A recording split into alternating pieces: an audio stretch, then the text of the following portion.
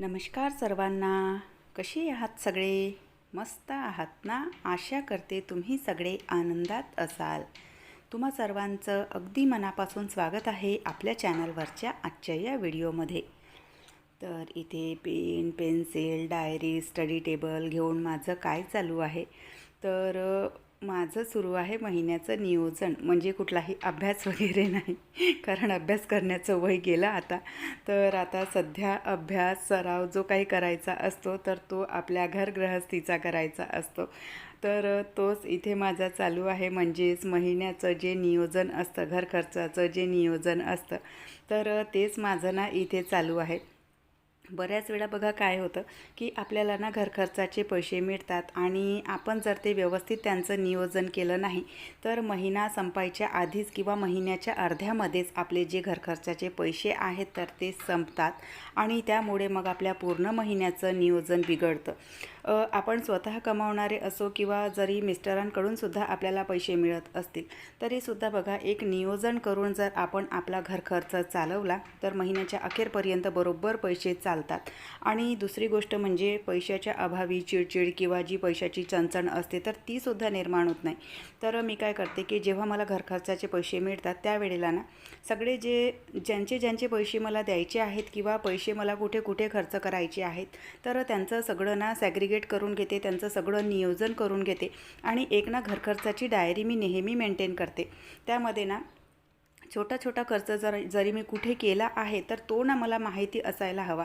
म्हणजे बघा आपण कधी 100 रुपये कधी 150 रुपये असे खर्च करतो आणि ते 100-150 रुपये मग 1000-2000 त्यांचं रूपांतर होतं. तर अशा वेळेला मग ना आपल्याला हे चिल्लर पैसे जे आहेत तर ते काही लक्षात राहत नाही.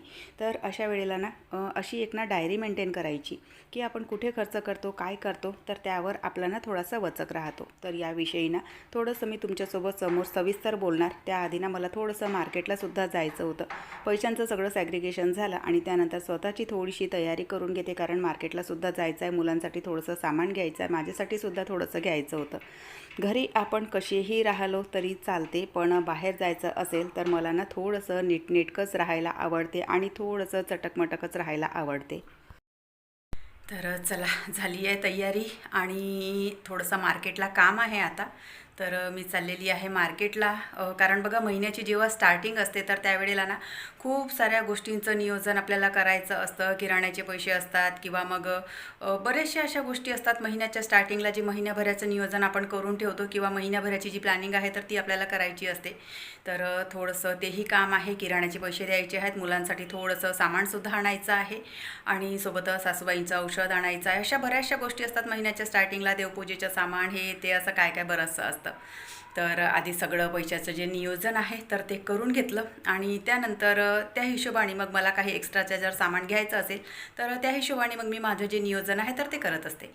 तर आता पटकन येते दुकानातून आणि घरी आली की त्यानंतरचं मग जे काही रुटीन आहे तर ते तुमच्यासोबत शेअर करणार आणि त्यानंतरच मग समोरचं जे काही आहे तर ते आपण बोलू. तर चला, आता वेळ न करता पटकन जाते आणि जेही काम आहे तर ते आटोपून येते आणि त्यानंतर मग आपण बोलू. तर आम्ही आलेलो आहो इथे मार्केटमध्ये. आधी ना थोडंसं पूजेचं काय काय असं सामान वगैरे घ्यायचं होतं. पूजेचं जे काही सामान असते तर ते सुद्धा मी महिन्याच्या पहिल्याच आठवड्याला घेऊन घेते. म्हणजे ते सगळं जे सामान आहे तर ते महिनाभर आपल्याला चालतं. आणि त्यानंतर मुलांसाठी सुद्धा काही सामान घ्यायचं होतं. माझ्यासाठीसुद्धा गाऊन वगैरे घ्यायची होते, कारण माझे जे गाऊन आहे तर व्हिडिओमध्ये ना बऱ्याच वेळा मी तुमच्यासमोर ना गाऊनवरच येत असते. तर गाऊन तुम्ही बघितले असाल की माझे ना सगळे जे गाऊन आहेत तर त्यांचा रंग उडालेला आणि बघायला ते चांगले दिसत नाही. म्हणजे अगदी व्यवस्थित आहेत पण फक्त थोडासा जो त्यांचा कलर आहे ना तर तो फेड झालेला. तर म्हटलं माझ्यासाठी ना गाऊनसुद्धा घेऊन घेते. आणि गाऊन बघता बघता त्यांनी बघा यावेळेला ना जे फ्रॉक पॅटर्नचे गाऊन असतात तर म्हणाले की हे गाऊन तुम्ही ट्राय करून बघा. घ्यायच्या वेळेला ना विचारसुद्धा येत होता, कारण अशा प्रकारचे गाऊन मी कधीही घातलेले नव्हते. तर म्हटलं चला, नवीन नवीन गोष्टी ना थोड्याशा ट्राय करत राहावं. तर त्यामुळे मग ना माझ्यासाठी मी ना 2 गाऊन घेतले आणि किट्टूसाठीसुद्धा थोडेसे लोअर घ्यायचे होते. तर मला हा रंग नको, तो रंग नको, असं तिचं दुकानामध्ये आले की काय काय अशी आपली चिडचिड जी आहे तर ती चालू असते. पण तिची चिडचिड तिच्या जागी मला जे रंग आवडतात मी तेच तिला घेऊन देते. तर तिच्यासाठी सुद्धा लोअर आणि सानूसाठी सुद्धा थोडंसं काही सामान घ्यायचं होतं, तर ते घेतलं. आणि जेव्हा ह्या दोघीही जणी सोबत असतात तर तेव्हा त्यांना काहीतरी बाहेरून चारून आणावंच लागतं.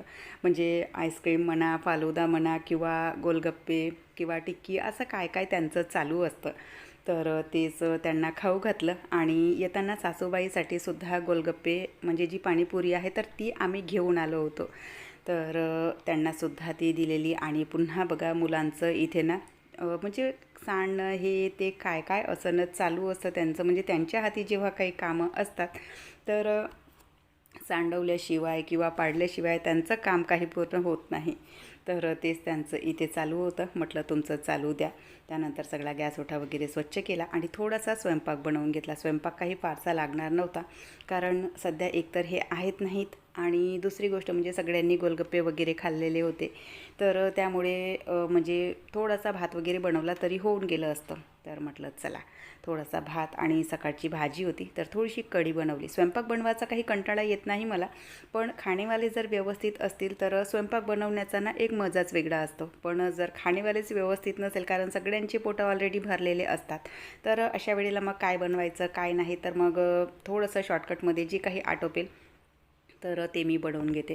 तर स्वयंपाकाचं इथे माझं चालू आहे. आणि पुन्हा आणखी दुकानामध्ये जायचं आहे, कारण सासूबाईंचं औषध ज्या केमिस्टमधून आम्ही घेतो तर तिथे काही ते आलेलं नव्हतं. तर पुन्हा आणखी एकदा दुकानामध्ये ना तिथे फेरी मारावी लागणार आहे. तर चला पटापट जो स्वयंपाक आहे तर तो आटोपून घेते आणि पुन्हा आणखी दुकानात जायचं आहे. तिकडून आल्याच्या नंतर तुमच्याशी बोलते.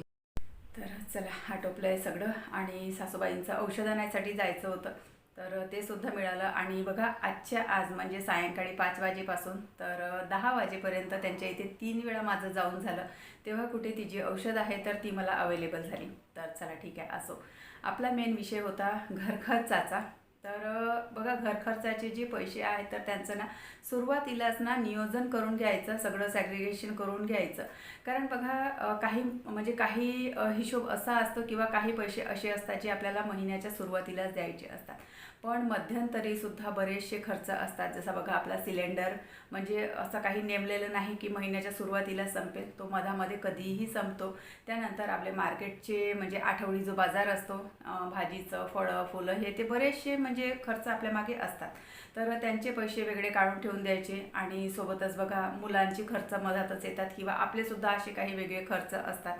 तर ते सगळ्या ज्या म्हणजे खर्चाच्या गोष्टी आहेत किंवा खर्चाचे जे पैसे आहेत तर ते सगळे आपण व्यवस्थित सॅग्रिगेट करून ठेवले आणि हा सगळा खर्च आटोपला. म्हणजे आपलं महिन्याचं सिलेंडर आहे, दुधाचं आहे, मुलांच्या शाळेची गाडी असते, सोबतच तुमचा सिलेंडर म्हणजे बऱ्याचशा गोष्टी असतात. घरी कोणाला औषध वगैरे, कोणाचं बघा महिन्याचं औषध चालू असते. तर या सगळ्या गोष्टींचं नियोजन झालं आणि त्यानंतर मग जो आपला पैशाचा म्हणजे जे पैसे वाचतात तर त्यातून आपण विचार करू शकतो की एक्स्ट्राचा खर्च करायचा किंवा थोडंसं काटकसरीने खर्च करण्याची गरज आहे. तर हे सगळे पैसे व्यवस्थित नियोजन झालं त्यांचं की त्यानंतर मग आपण विचार करू शकतो एक्स्ट्राच्या खर्चाचा. नाहीतर मग बघा आपण ना एकत्रच काय करतो की सगळे पैसे एकत्रच ठेवतो आणि वेगवेगळे काढून ठेवत नाही किंवा कोणाचे द्यायचे आहेत काय द्यायचे आहेत एकत्र आपल्या डोक्यामध्ये काही ते फिट राहत नाही, कारण डोकं आहे आपलं कम्प्युटर नाही त्यामुळे. तर म्हणजे हा जो अपव्यय आहे पैशाचा हा टाळण्यासाठी किंवा मग मधातच पुन्हा बघा पैसे संपले की आपल्याला चिडचिड होते, पैशाची पुन्हा चणचण निर्माण होते. तर या गोष्टीपासून म्हणजे दूर राहण्यासाठी किंवा या गोष्टी आयुष्यात येऊ नये यासाठी मी म्हणेन की पैशाचं जे नियोजन आहे तर ते महिन्याच्या सुरुवातीलाच करून घ्यावं. कोणाचे पैसे आपल्याला द्यायचे आहेत काय द्यायचे आहेत त्या हिशोबानं सगळं नियोजन करून घ्यायचं. आणि सगळ्यांचे पैसे म्हणजे तुमच्या आठवडी बाजाराचे आहेत म्हणजे जे जे खर्च तुमचे आहेत तर ते सगळे काढल्याच्या नंतर मग जे काही पैसे वाचतात तर त्यातून आपण आपल्यासाठी किंवा घरासाठी काही घ्यायचं आहे तर विचार करू शकतो. नाहीतर मग जर सगळे पैसे एकत्रच राहिले आपण काय करतो खर्च करत जातो आणि मग नंतर वेळेवर आठवतं की सिलेंडर घ्यायचा आहे, कधी कोणाचे पैसे द्यायचे आहेत कधी कोणाचे पैसे द्यायचे आहेत. तर अशा पद्धतीने जर आपण नियोजन केलं तर म्हणजे पैशाची चणचण किंवा पैशाचा जो अपव्यय आहे किंवा म्हणजे पैशाचा जो गैरवापर आहे तर तो होत नाही. आणि ज्या हिशोबाने आपल्याजवळ मग पैसे उरतात आपण त्याच हिशोबाने आपलासुद्धा खर्च करतो. तर अशा हिशोबाने जर पैसे खर्च केले किंवा नियोजन केलं तर जो आपला महिन्याच्या घर खर्चाचा पैसा आहे तर तो महिन्याच्या अखेरपर्यंत व्यवस्थित टिकतो. आणि माझा हा जो म्हणजे ही गोष्ट जी मी तुमच्यासोबत शेअर करत आहे तर खरं सांगते हा ना माझा स्वतःचा पर्सनल एक्सपिरियन्स आहे. तर त्याच्यावरून तुम्हाला सांगते म्हणजे अशा पद्धतीने नियोजन केल्याने खरंच मला सुद्धा ना म्हणजे फायदा झालेला आहे या गोष्टीचा. म्हणजे महिन्याच्या अखेरपर्यंत बघा, एक आपण मिडल क्लास परिवार म्हटलं तर महिन्याच्या अखेरपर्यंत आपल्या हातामध्ये पैसा हवा असतो. कारण बघा कधी कुठलंच काम येतं, कधी कुठलंच काम येतं. आणि असं काही नाही मिडल क्लास परिवारामध्येच जे एकदम श्रीमंत आहे त्यांच्या इथे येतं, पण प्रत्येकाचा पैशाचा जो सोर्स आहे तर तो वेगवेगळा असतो. तर त्यामुळे महिन्याच्या अखेरपर्यंत तरी आपल्या हातामध्ये पैसा हवा. आणि याच्या व्यतिरिक्त बघा, जर घर खर्चाच्या याच्यातून जर तुम्ही काही सेविंग करू शकत असाल तर तुम्ही तीसुद्धा करू शकता. तुमची महिन्याची 500 रुपयाची, 1000 रुपयाची BC म्हणा किंवा RD म्हणा, अशा बऱ्याचशा बघा आजकाल ना सेविंगच्या ज्या आहेत तर त्या खूप अशा गोष्टी उपलब्ध झालेल्या आहेत. महिला बचत गट असतो, तुमची BC असते, RD असते, सुवर्ण योजना असते. तर अशा गोष्टीमध्ये सुद्धा तुम्ही तुमची गुंतवणूक करू शकता. तर आजचा व्हिडिओ खूप लांब होईल, त्यामुळे मी एवढंच तुमच्याशी बोलणार. कधीतरी सविस्तर या विषयावर आपण पुन्हा एकदा बोलू. तर अशा पद्धतीने जर नियोजन केलं तर पैशाचा जो आपला बजेट आहे तर तो बिघडत नाही आणि महिन्याच्या अखेरपर्यंत जे पैसे आहेत तर ते सगळे असे व्यवस्थित आपल्याला म्हणजे चालतात. तर चला, आजचा जो व्हिडिओ आहे तो मी इथेच संपवते. आशा करते तुम्हाला आवडला असेल. व्हिडिओ कुठे जरी आवडला असेल तर लाईक करा, चॅनलवर पहिल्यांदा आले असाल तर सबस्क्राईब करा, बेल आयकॉनसुद्धा क्लिक करा, जेणेकरून माझ्या येणाऱ्या व्हिडिओचं नोटिफिकेशन तुम्हाला असंच मिळत राहील. व्हिडिओ कसे वाटतात न चुकता कमेंट करून सांगत चला आणि व्हिडिओला हाईपसुद्धा करत चला. आपण भेटूयात नंतरच्या व्हिडिओसोबत. तोपर्यंत सगळ्यांना बाय, सगळ्यांना धन्यवाद. हर हर महादेव.